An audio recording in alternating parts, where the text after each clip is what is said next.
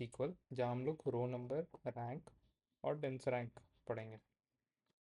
तो row number क्या करता है, basically it assigns a unique number to each row with the partition and the column which we want to rank it with. और इसमें क्या होता है कि no two rows will have the same rank. Okay, अब फिर rank function क्या करता है कि it assign the same rank with the same value. तो अगर सेम वैल्यू है दो रो का, तो वो सेम रैंक असाइन कर देगा उसको। एंड वो क्या, ये क्या करता है कि ये स्किप कर देता है नेक्स्ट रैंक को, right. And then dense rank क्या करता है, it is similar to rank, but ये क्या करता है, it will not skip the next rank. So अगर दो रो का वैल्यू सेम है तो it will assign the same value, but ये स्किप नहीं करेगा नेक्स्ट रैंक। तो एक एग्जांपल देख लेते हैं। तो यहाँ पे let's suppose we are partitioning it with subject and ordering it by score. So for each subject we will have a rank. So row number के लिए क्या होगा कि ये टॉप का वैल्यू है मैथ्स का 1, तो ये फर्स्ट, क्योंकि सबसे ज़्यादा वैल्यू स्कोर का है 90, तो it will have rank 1।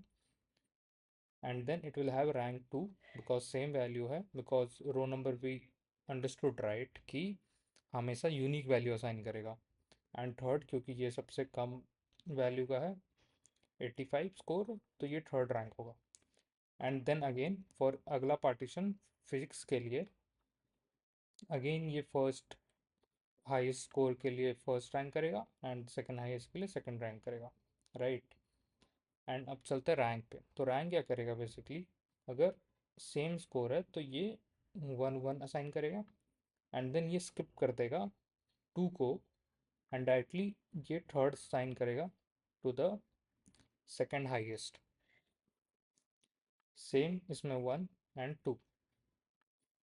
And then dense rank क्या करेगा, it is same as rank, but ये क्या करेगा, सेम रिकॉर्ड के लिए सेम रैंक असाइन करेगा, but for the next value also it will assign second, and then same as this. And then आप इसका स्क्रिप्ट देख सकते हो।